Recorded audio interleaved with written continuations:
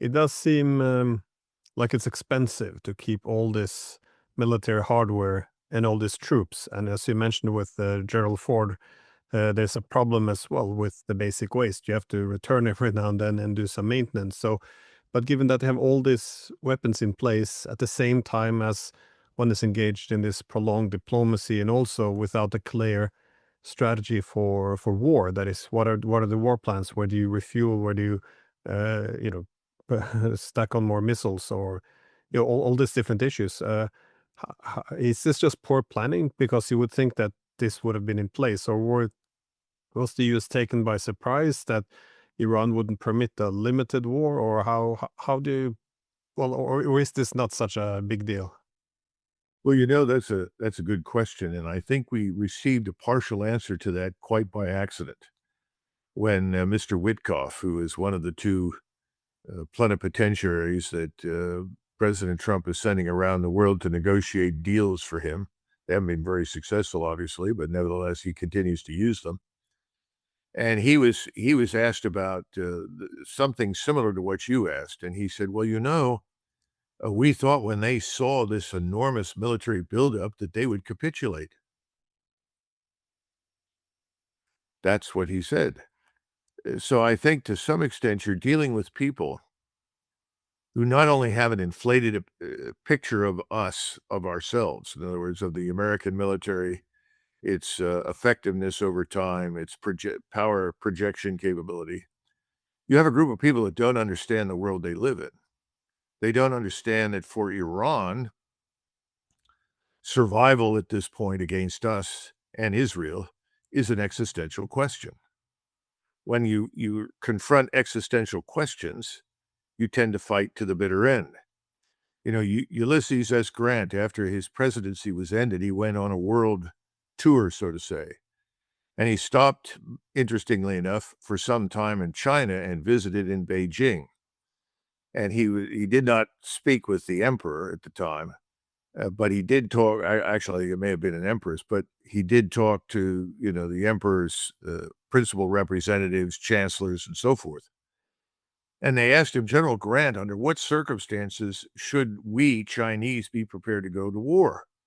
And of course, at the time, China was living through this century of humiliation where the Europeans were marching back and forth over its territory, and there wasn't a great deal they could do about it.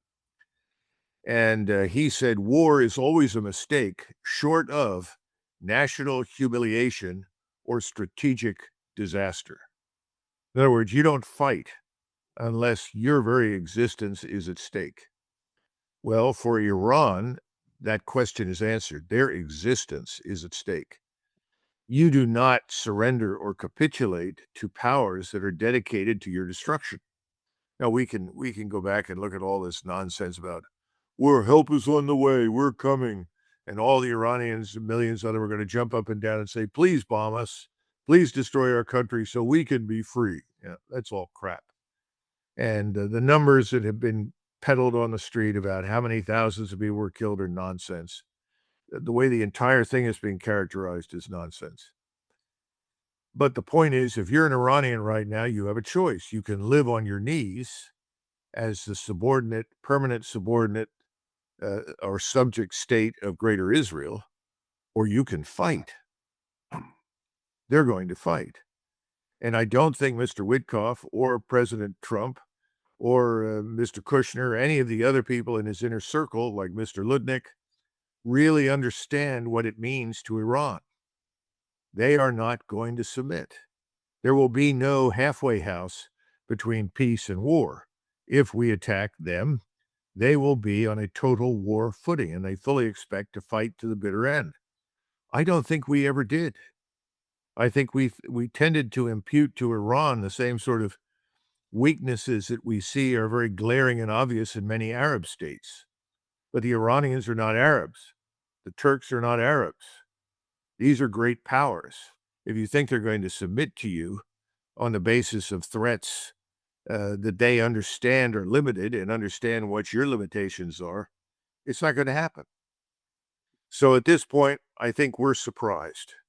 So I think in that sense, you're correct. We did not prepare for the worst case.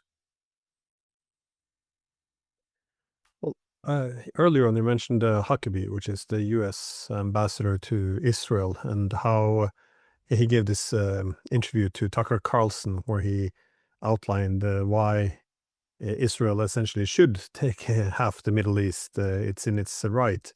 I think it's reasonable to assume this has spooked many of America's allies. But uh, how do you see then the different allies of the United States being willing to participate, either by joining in or allowing their territories to be used for launches or refueling or any of the sort. Because I guess everyone has an incentive to indicate they will have nothing to do with this. Even the British suggested that the U.S. couldn't use Diego Garcia. I'm not sure if they walked away from this since, but I assume there's it doesn't cost anything to make these statements openly before an attack, but during an attack, these things might have changed. How do you see the possibility of the U.S. working with its allies in such an attack? Well, as far as the British are concerned, I'm told that the RAF is sending their F-35s to participate and also sending refuelers. So it may be one of these cases with the British, which is not unusual, where they want to depict one image at home and a different image to us. I think you'll find the SAS involved, MI6 will be involved, the Royal Air Force will be involved, and their refuelers will be part of it. Now, the rest of the Europeans, probably not. And we shouldn't be surprised by that. Now, some people will say, well, they're cowards because they're afraid of the large Muslim populations in their countries. That may be true in some cases, but I think there's another side to this, and that is that however much the Europeans dislike the Muslims that are living inside their countries and would like to see them go home, they don't support mass murder. In other words, they don't support what's happened in Gaza or the way the Israelis are treating the Palestinians, period. That has an impact. And everything that we're seeing happen today has to be traced back to Gaza. Iran sees itself as obligated as a Muslim country to demonstrate solidarity with the people of Palestine. And increasingly, the rest of the Arab world follows suit. So I guess the answer to your question is that other than the British, I would not expect very much help or assistance, at least not overt. There may be other things that allies are willing to do. And there's always discussion in the intelligence community. And I would imagine that if intelligence is discovered about some potential weapon system we don't know about or some intention on the part of the Iranians, that the intelligence services will share that information. I'd be very surprised if that didn't happen. Well, on this, so the possible new weapon systems, that was actually one of my questions as well. What could be the mutual surprises here? Because both the United States and Iran might have some surprise for each other. I assume that perhaps the U.S. and Israel, well, it wouldn't be a surprise if they have infiltrated Iran, has some targets, they could bring in fighters. But Iran as well, what kind of surprises can it bring in? Is new weapons, intelligence from other external actors, because the weapons technologies themselves seem to have been undergoing a bit of revolution over the past few years, and it doesn't seem likely we're going to see the same war as we saw back in June. Yeah. I think we have to look at several categories. One, of course, is the theater ballistic missile category. The Iranians delivered 500 or 600 missiles over the last few weeks to the Chinese. We don't know the absolute mix. In other words, we don't know how many are the medium-range ballistic missiles that are hypersonic versus other kinds of missiles. But we do know that most of the high-end missiles that the Iranians have access to, and let's say out of 2,000, they probably represent close to 800 or 900. These are going to be targets, obviously, for us early on. We'd like to destroy all of that before the Iranians get a chance to use it. But the Shahab family of missiles, there are others. They are hypersonic. They can reach out at 12, 13, 1,400 miles or more. We don't know if they can go further. In other words, the ranges, those can be changed by altering the weights of warheads and the nature of fuel consumption in the missile. But we should expect that within a 1,000-mile radius, they can hit most anything they want with great precision, and it's hypersonic, which means we can't shoot it down. Now, there are some new missiles the Chinese have provided that are designed to sink ships at sea. Their range is shorter. That's less than 180 miles, 200 miles. That would be the maximum range. So again, you're back to what we were discussing before. If you're at sea, you are obliged to move further and further and further away to avoid being struck by any of these missiles because you may not be able to protect yourselves. Remember, the ships that are around the carrier, they really exist to protect the carrier. So they're the ones with the air defense missiles that are designed to destroy whatever is incoming. How many missiles do they have? I would hesitate to say, but I would say that what they have could be exhausted very quickly. Then you have to go back to port to reload. Now, back to the Chinese aspect of this thing. The Chinese are being given credit for putting on the ground a new radar that could actually look out to 700 miles or more. I don't think it's miles, I think it's kilometers. So you're looking at 450 miles, something like that, maybe 500. I don't know how many of these radars they have. I don't know exactly where they will be positioned, but conceivably, when you look at the probable routes of attack that will be used by air power and missiles, they'll be able to focus on those more likely attack routes. Now, when can they actually target something, even though they may have acquired something? When is it targetable? In other words, when can you acquire it as a target and link it to a missile? I don't know. I don't think any of us do know right now. What's the degree of granularity of the radar performance? In other words, how much can we learn from this radar picture that's 400 or 500 miles out there? I don't know. I think a lot of people are saying, "Oh, well, our goose is cooked now. The Chinese have missiles that can race out there and put down our aircraft before they ever get within range to launch their munitions." Remember, one of the things we did the last time, I'm sure we want to do it this time, is we want to fly up to the edge of the air defense zone and then launch joint attack missions, joint attack systems. In other words, missiles that are designed to destroy integrated air defenses, radars, and anti-missile missiles.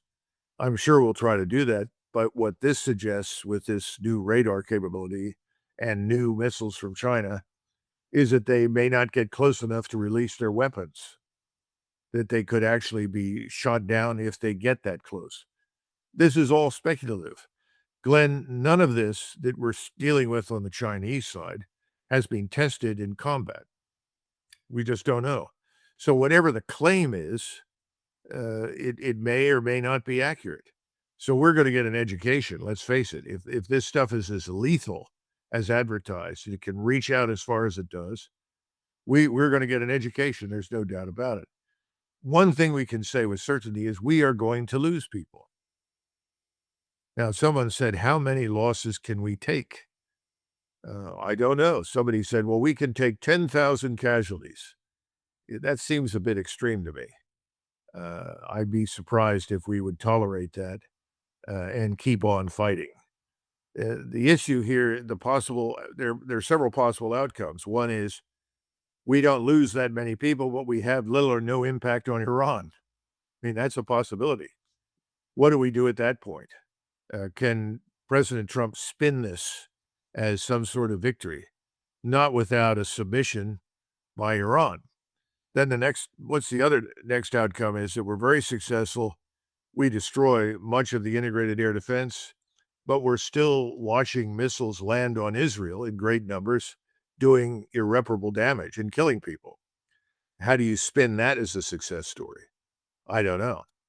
And then there's the one that I think is most likely, which is we take losses, Israel takes losses, the Iranians take losses, but we get the worst of it, and the Israelis get by far the worst of it. That's a distinct possibility, and I think that's why you're hearing in Washington now all these things. Well, perhaps we need to look at a different approach. Maybe we should reconsider. The problem is, how can Trump reconsider anything? He's threatened Iran consistently, and he has put down this marker. The Israelis want the ballistic missile arsenal trimmed and constrained. The Israelis want no interaction between Iran and its allies in the region. Those things aren't going to happen. So the only thing that President Trump has said consistently is that they can't have a nuclear weapon, which is fine because the Iranians have said they don't want one. But then he says no enrichment. We went then from no enrichment to maybe 60%. Well, we're back to the joint comprehensive program that was developed under President Obama. How can President Trump go backward and readopt something that in his first term he threw away? I don't think it's possible. So the bad news here is we're going to have an attack. We're going to strike Iran. And those possibilities that I outlined are all valid. I mean, they could all happen that way. And I don't have a definitive answer for you.